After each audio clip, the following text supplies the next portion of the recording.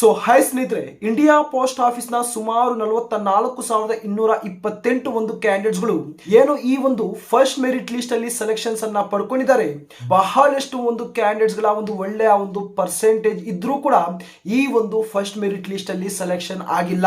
So ಇಂತಹ ಬಹಳಷ್ಟು ಒಂದು ಕ್ಯಾಂಡಿಡೇಟ್ಸ್ ಗಳು ಒಂದು ಡೌಟ್ ಅನ್ನ ರೈಸ್ ಅನ್ನ ಮಾಡ್ತಿದ್ದಾರೆ.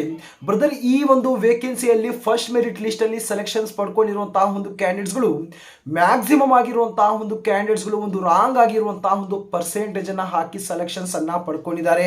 ಒಂದು ಡಾಕ್ಯುಮೆಂಟ್ ವೆರಿಫಿಕೇಶನ್ ನ ಒಂದು ಸಂದರ್ಭದಲ್ಲಿ ಏನಾದ್ರೂ ಒಂದು ಮಾಡಿ ಅಂದ್ರೆ ಒಂದು ಸೆಟಲ್ಮೆಂಟ್ ಅನ್ನ ಮಾಡಿ ಅವರು ಫೈನಲ್ ಆಗಿರುವಂತಹ ಒಂದು ಜಾಯ್ನಿಂಗ್ ಅನ್ನ ಪಡ್ಕೊಂತಾರೆ. ಈ ರೀತಿ ಆಗಬಾರದು. ಏನಾದ್ರೂ ಮಾಡಿ ಈ ಒಂದು ರಿಸಲ್ಟ್ಸ್ ಅನ್ನ ನಾವು ಸ್ಟಾಪ್ ಅನ್ನ ಮಾಡಬೇಕು. ಏನಾದ್ರೂ ಈ ಒಂದು ರಿಕ್ರೂಟ್ಮೆಂಟ್ ಅನ್ನ ನಾವು ಸ್ಟಾಪ್ ಅನ್ನ ಮಾಡಬೇಕು ಬ್ರದರ್ ಅಂತ ಬಹಳಷ್ಟು ಒಂದು ಕಮೆಂಟ್ಸ್ ಮುಖಾಂತರ ತಾವು ತಿಳಿಸ್ತಾ ಇದೀರಿ. ಖಂಡಿತವಾಗಿಯೂ ಏನಾದ್ರೂ ಈ ಒಂದು ಡಿಪಾರ್ಟ್ಮೆಂಟ್ ಕಡೆಯಿಂದ ಏನಾದ್ರೂ ಒಂದು ಮಾಡಿಫಿಕೇಶನ್ ಮಾಡೋದಾಗ್ಲಿ, ಈ ಒಂದು ರಿಕ್ರೂಟ್ಮೆಂಟ್ ಅನ್ನ ಕ್ಯಾನ್ಸಲ್ ಅನ್ನ ಮಾಡೋದಾಗ್ಲಿ, ರಿಸಲ್ಟ್ಸ್ ಅನ್ನ ಕ್ಯಾನ್ಸಲ್ ಅನ್ನ ಮಾಡೋದಾಗ್ಲಿ ನಿಮ್ಮ ಒಂದು ಅಫಿಷಿಯಲ್ ಆಗಿರುವಂತಹ ಒಂದು ನೋಟಿಫಿಕೇಶನ್ ಅಲ್ಲೇ ಮೆನ್ಷನ್ ಅನ್ನ ಮಾಡಿದ್ದಾರೆ. ಸೊ ಬನ್ನಿ ಇದರ ಒಂದು ಕಂಪ್ಲೀಟ್ ಆಗಿರುವಂತಹ ಒಂದು ಡೀಟೇಲ್ಸ್ ಅನ್ನ ಅಫಿಷಿಯಲ್ ಆಗಿರುವಂತಹ ಒಂದು ನೋಟಿಫಿಕೇಶನ್ ಮುಖಾಂತರ ಪ್ರತಿಯೊಂದು ಇನ್ಫಾರ್ಮೇಶನ್ ಕೊಡ್ತೀನಿ. ಪ್ರತಿಯೊಬ್ಬರ ಒಂದು ಡೌಟ್ ಅನ್ನ ಒಂದು ಕ್ಲಾರಿಫಿಕೇಶನ್ ಕೊಡ್ತೀನಿ. ಕೊನೆಯದಾಗಿ ಈ ಒಂದು ರಿಕ್ರೂಟ್ಮೆಂಟ್ ಅನ್ನ ಕ್ಯಾನ್ಸಲ್ ಅನ್ನ ಮಾಡ್ತಾರ, ಏನಾದರೂ ಒಂದು ಮಾಡಿಫಿಕೇಶನ್ ಅನ್ನ ಮಾಡ್ತಾರ ಏನು ಎಂಬುದರ ಬಗ್ಗೆ ಡೀಟೇಲ್ ಆಗಿರುವಂತಹ ಒಂದು ಇನ್ಫಾರ್ಮೇಶನ್ ಕೊಡ್ತೀನಿ. ಇದ್ರೆ ತಮ್ಮೆಲ್ಲರ ಪ್ರತಿಯೊಬ್ಬರ ಒಂದು ಡೌಟ್ ಗಳ ಒಂದು ಕ್ಲಾರಿಫಿಕೇಶನ್ ಸಿಗಬೇಕು. ಪ್ರತಿಯೊಂದು ಅಫಿಷಿಯಲ್ ಆಗಿರುವಂತಹ ಒಂದು ಅಪ್ಡೇಟ್ಸ್ ಗಳು ತಮಗೆ ಮುಂದೆನೂ ಸಿಗ್ತಾ ಇರಬೇಕು ಅಂದ್ರೆ ಫಟಾಫಟ್ ತಾವು ಚಾನಲ್ ಸಬ್ಸ್ಕ್ರೈಬ್ ಅನ್ನ ಮಾಡ್ಕೊಳ್ಳಿ ಮತ್ತು ನೋಟಿಫಿಕೇಶನ್ ತಾವು ಆನ್ ಅನ್ನ ಮಾಡ್ಕೊಳ್ಳಿ. ತಾವು ಇಲ್ಲಿ ಅಫಿಷಿಯಲ್ ಆಗಿರುವಂತಹ ಒಂದು ನೋಟಿಫಿಕೇಶನ್ ಅಲ್ಲಿ ತಾವು ಅಬ್ಸರ್ವ್ ಅನ್ನ ಮಾಡಬಹುದು. ದ ಡಿಪಾರ್ಟ್ಮೆಂಟ್ ಅಂದ್ರೆ ಒಂದು ಇಂಡಿಯಾ ಪೋಸ್ಟ್ ಆಫೀಸ್ ನ ಒಂದು ಡಿಪಾರ್ಟ್ಮೆಂಟ್ ಏನಿದೆ ಅಂಡ್ ಎಂಗೇಜಿಂಗ್ ಅಥಾರಿಟಿ ಅಂದ್ರೆ ನಿಮ್ಮ ಒಂದು ಡಾಕ್ಯುಮೆಂಟ್ ವೆರಿಫಿಕೇಶನ್ ಇಲ್ಲಿ ಎರಡು ಒಂದು ಪ್ರೋಸೆಸ್ ಅಲ್ಲಿ ನಡೆಯುತ್ತೆ. ಒಂದು ಎಂಗೇಜಿಂಗ್ ಅಥಾರಿಟಿಯಿಂದ ನಡೆಯುತ್ತೆ, ಇನ್ನೊಂದು ಒಂದು ವೆರಿಫೈಯಿಂಗ್ ಅಥಾರಿಟಿ ಕಡೆಯಿಂದ. ಎರಡು ಒಂದು ಸ್ಟೇಜ್ ಅಲ್ಲಿ ನಿಮ್ಮ ಒಂದು ಫಸ್ಟ್ ರೌಂಡ್ ಡಾಕ್ಯುಮೆಂಟ್ ವೆರಿಫಿಕೇಶನ್ ಆಗಲಿ, ಸೆಕೆಂಡ್ ರೌಂಡ್ ಡಾಕ್ಯುಮೆಂಟ್ ವೆರಿಫಿಕೇಶನ್ ಈ ಎರಡು ಎಂಗೇಜಿಂಗ್ ಅಥಾರಿಟಿ ಮತ್ತು ವೆರಿಫೈಯಿಂಗ್ ಅಥಾರಿಟಿ ಮೂಲಕ ನಿಮ್ಮ ಒಂದು ಡಾಕ್ಯುಮೆಂಟ್ ವೆರಿಫಿಕೇಶನ್ ನಡೆಯುತ್ತೆ. The department and engaging authority of each post revise the right to modify ಅಂದ್ರೆ ಈ ಒಂದು ಡಿಪಾರ್ಟ್ಮೆಂಟ್ ಆಗಿರಲಿ ಅಥವಾ ಒಂದು ಎಂಗೇಜಿಂಗ್ ಅಥಾರಿಟಿ ಆಗಲಿ ಅಥವಾ ಒಂದು ವೆರಿಫೈಯಿಂಗ್ ಅಥಾರಿಟಿಗೆ, ಈ ಮೂರು ಅಥಾರಿಟಿಗೆ ಮತ್ತು ಡಿಪಾರ್ಟ್ಮೆಂಟ್ಗೆ ಇದು ಒಂದು ರೈಟ್ ಇದೆ. ಏನಂದ್ರೆ ಏನಾದರೂ ಈ ಒಂದು ರಿಕ್ರೂಟ್ಮೆಂಟ್ ಅಲ್ಲಿ ಏನಾದರೂ ಒಂದು ಮಾಡಿಫೈ ಅನ್ನ ಮಾಡುವಂತಹ ಒಂದು ರೈಟ್ ಇದೆ. ಅದರಲ್ಲೂ ಏನಾದರೂ ಕ್ಯಾನ್ಸಲ್ ದ ನೋಟಿಫಿಕೇಶನ್ ಅಂದ್ರೆ ಎಂಟೈರ್ ಒಂದು ರಿಕ್ರೂಟ್ಮೆಂಟ್ ಆಗಿರ್ಬೋದು ನೋಟಿಫಿಕೇಶನ್ ನ ಕ್ಯಾನ್ಸಲ್ ಮಾಡುವಂತಹ ಒಂದು ಅಥಾರಿಟಿ ಈ ಒಂದು ಡಿಪಾರ್ಟ್ಮೆಂಟ್ ಇದೆ. ನಂತರ revise the number of post at any time without assigning any reason or stop the engaging process altogether ಅಂತ ಒಂದು ಮೆನ್ಷನ್ ಅನ್ನ ಮಾಡಿದ್ದಾರೆ. ಓಕೆನಾ, ನಿಮಗೆ ಯಾವುದೇ ರೀತಿಯಂತಹ ಒಂದು ಇನ್ಫಾರ್ಮೇಶನ್ ಕೊಡ್ತೀರಾ, ಒಂದು ಮಾಹಿತಿಯನ್ನ ಕೊಡ್ತೀರಾ, ಈ ಒಂದು ನೋಟಿಫಿಕೇಶನ್ ಅಲ್ಲಿ ಏನಾದರೂ ಒಂದು ಮಾಡಿಫೈ ಅನ್ನ ಸಹ ಮಾಡಬಹುದು. ಎಂಟೈರ್ ಒಂದು ರಿಕ್ರೂಟ್ಮೆಂಟ್ ಅನ್ನ ಒಂದು ಕ್ಯಾನ್ಸಲ್ ಅನ್ನ ಮಾಡಬಹುದು. ನಂತರ post at any time without assigning any reason, ಯಾವುದೇ ಒಂದು ರೀಸನ್ ಅನ್ನ ಕೊಡ್ದಿರಾ ಈ ಒಂದು ನೋಟಿಫಿಕೇಶನ್ ಅಲ್ಲಿ ನಂಬರ್ ಆಫ್ ಪೋಸ್ಟ್ ಅನ್ನ ಜಾಸ್ತಿನೂ ಮಾಡಬಹುದು, ಕಡಿಮೆನೂ ಮಾಡಬಹುದು.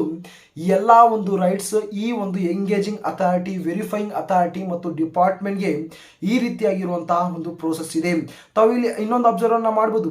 To stop the engagement process altogether ಅಂತ ಒಂದು ಮೆನ್ಷನ್ ಮಾಡಿದರೆ ಎಂಟೈರ್ ಈ ಒಂದು ರಿಕ್ರೂಟ್ಮೆಂಟ್ ಅನ್ನ ಸ್ಟಾಪ್ ಸಹ ಮಾಡಬಹುದು. ಯಾವ ಒಂದು ಸಂದರ್ಭದಲ್ಲಿ ಅಂದ್ರೆ ಏನಾದ್ರೂ ಈ ಒಂದು ರಿಕ್ರೂಟ್ಮೆಂಟ್ ಅಲ್ಲಿ ಏನಾದ್ರೂ ಒಂದು ಗೋಲ್ ಮಾಡ್ ನಡೀತಾ ಇದೆಯಾ, ಏನಾದ್ರೂ ಒಂದು ಡಿಪಾರ್ಟ್ಮೆಂಟ್ ಕಡೆಯಿಂದ ಏನಾದ್ರೂ ಒಂದು ಪ್ರಾಬ್ಲಮ್ ಆಗಿದೆಯಾ ನೋಟಿಫಿಕೇಶನ್ ನ ಒಂದು ಸಂದರ್ಭದಲ್ಲಿ, ಆ ಒಂದು ಸಂದರ್ಭದಲ್ಲಿ ಈ ಒಂದು ಎಂಟೈರ್ ಒಂದು ವೇಕೆನ್ಸಿಯನ್ನ ಸ್ಟಾಪ್ ಸಹ ಮಾಡ್ತಾರೆ, ಮಾಡಿಫೈ ಸಹ ಮಾಡ್ತಾರೆ, ಏನಾದ್ರೂ ಒಂದು ಚೇಂಜಸ್ ಸಹ ಕ್ಯಾನ್ಸಲ್ ಅನ್ನ ಸಹ ಮಾಡ್ತಾರೆ.